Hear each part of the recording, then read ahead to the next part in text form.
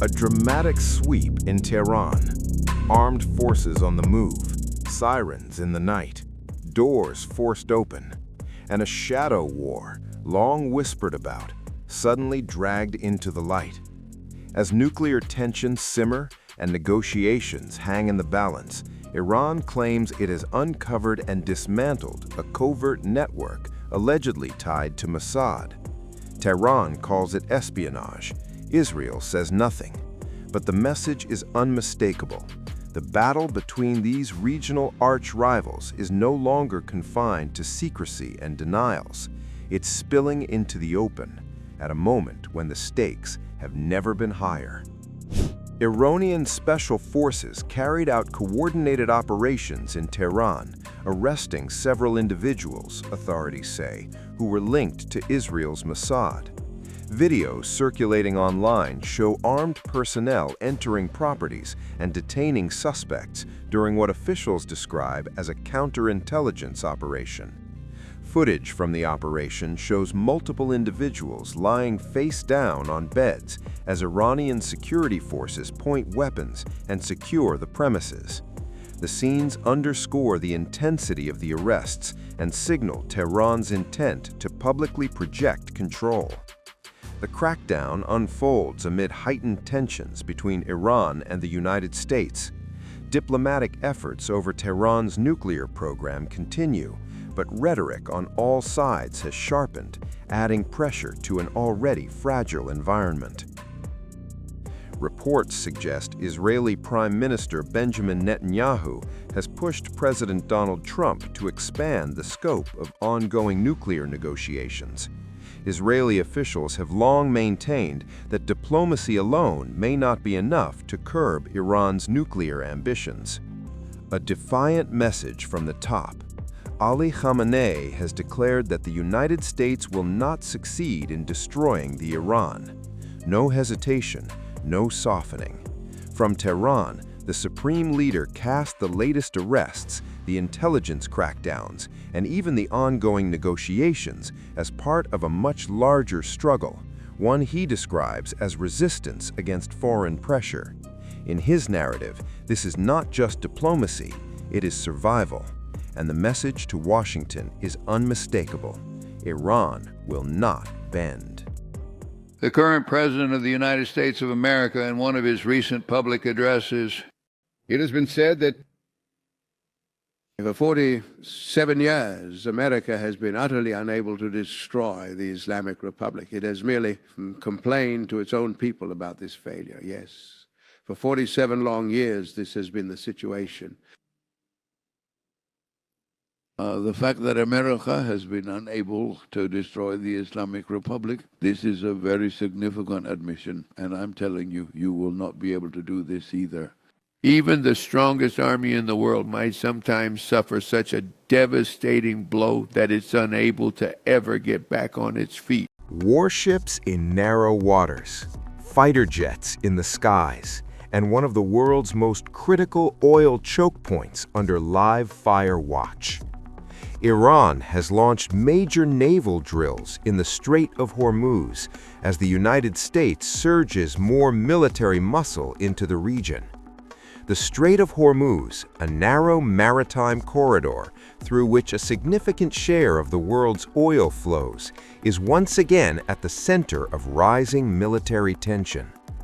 Iran's Islamic Revolution Guards Corps Navy has launched large-scale drills off the country's southern coast, calling the operation Smart Control of the Hormuz Strait.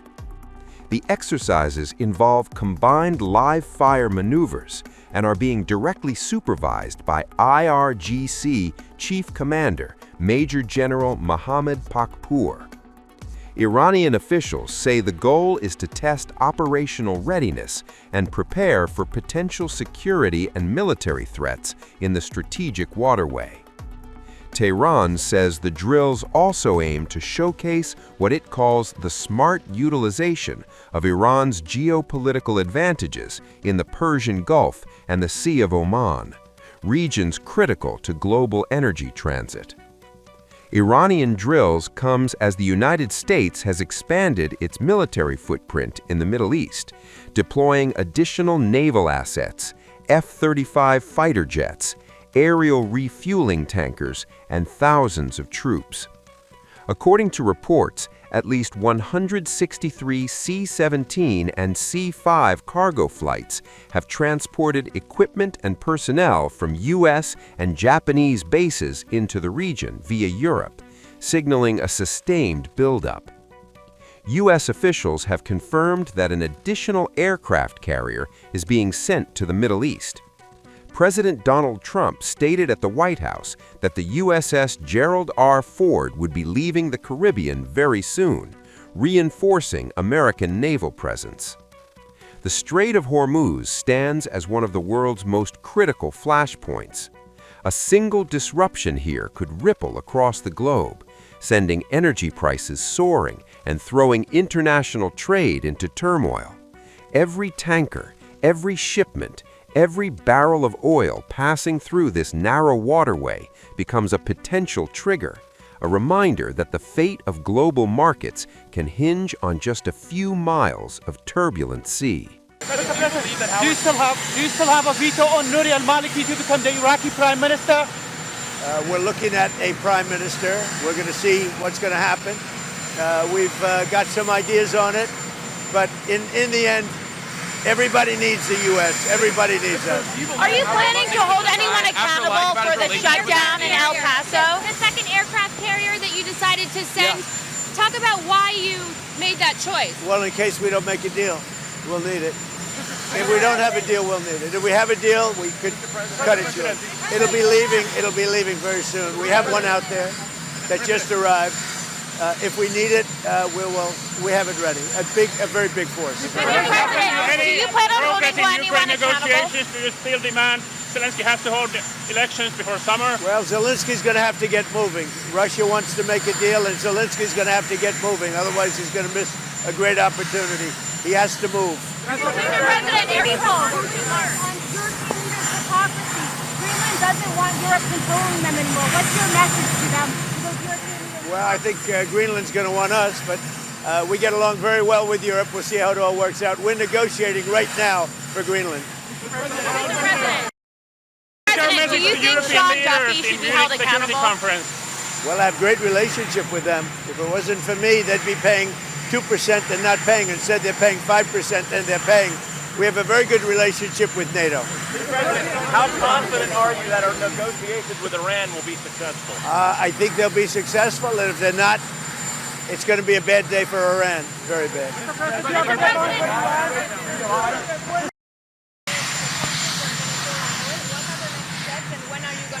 Well, we have a very good relationship with the president of Venezuela. As you know, we're working together very closely.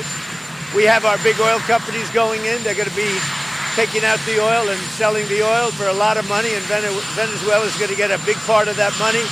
And the relationship we have right now with Venezuela is, I would say, a 10. And the biggest beneficiary will be the people of Venezuela. On Venezuela, will you be recognizing Delcy Rodriguez's government as the official government of Venezuela? Well, right now we have done that. We're dealing with them, and really, right now they've done a great job. Delcy's done a very, very good job, and the relationship is strong. The oil is coming out, and a lot of money is being paid for oil by other nations, and we're taking care of it. We're refining it, and we're the only one that has the capability to refine it. Right now, the relationship with Venezuela is as good as it could possibly be. When are you planning to visit Venezuela, sir? I'm going to make a visit to Venezuela. Wait. We haven't decided. Are you from Venezuela? From Colombia, sir. We share a border with Venezuela. We just had a good meeting with you. With the president of Colombia. And on the Munich Security Conference, what is your message to Europe? I think the only message is we have a great relationship with NATO. We're a very powerful part of NATO. the people that are the heads of the countries, the various countries that we're talking about, they're all friends of mine. In your meeting with Prime Minister Netanyahu yesterday, has your thinking changed at all as it relates to these negotiations with Iran, or the timeline with Iran? With Iran, or the timeline with Iran? We have to make a deal, otherwise it's going to be very traumatic. Very traumatic. I don't want that to happen, but we have to make a deal. They should have made a deal the first time, and they got Midnight Hammer instead. And this will be very traumatic for Iran if they don't make a deal. Look, if they don't make a deal, then it'll be a different story. But we had a very good meeting yesterday with Bibi Netanyahu, and he understands, but it's ultimately up to me. If the deal isn't a very fair deal and a very good deal with Iran, then it's going to be, I think, a very difficult time for them in the back. I guess over the next month, something like that. Yeah, it shouldn't take, I mean, it should happen quickly. They should agree very quickly. Yeah. Mr. Please. Why does Prime Minister Netanyahu want you to stop negotiating with Iran? He is, you're saying stop entertaining, stop talking to them? Didn't say that, we didn't discuss that. I'll talk to them as long as I like, and we'll see if we can get a deal with them. And if we can't, we'll have to go to phase two. Phase two will be very tough for them. I'm not looking for that. Mr. President, there are currently 0 Israeli hostages left in Gaza because of you. Thank you for that. And now that the war is ending in Gaza and Israel, I wanted to ask, do you believe Bibi bears any responsibility for the security failures that we saw on October 7th? Well, October 7th was a rough time, and I guess everybody's responsible. It's you to look, but it was a terrible attack. It was a sneak attack. It was as violent as I've, unfortunately, I've seen some of the results at levels that probably even you, good reporter, but probably you haven't seen. It was a horrible thing that took place. People were surprised. It was a surprise attack. Nobody saw that coming. He didn't see it coming. Nobody else would have seen it coming if they were in his position, I don't believe. But I can tell you he's been a very good wartime prime minister. He's been very strong. We've worked with him very well. We had tremendous success with Iran and everything else we've done. And he really has been. He's been, extraordinary as far as a wartime prime minister. Not easy. And, you have a president that refuses to give him a pardon. I think that man should be ashamed of himself. A pardon over this trial that's going on. The president of Israel, the primary power he's got is the power to give pardons. And he's not, he said he's given it 5 different times, but he doesn't want to do it because I guess he loses his power. I think the people of Israel should really shame him. He's disgraceful for not giving it. He should give it. But Bibi's been a great wartime prime minister, and I've been the best friend to Israel I think that they've ever had. A lot of people say beyond precedents that they've ever had, and we will continue to be. Yes, ma'am. 5 different times, but he doesn't want to do it because I guess he loses his power. I think the people of Israel should really shame him. He's disgraceful for not giving it. He should give it.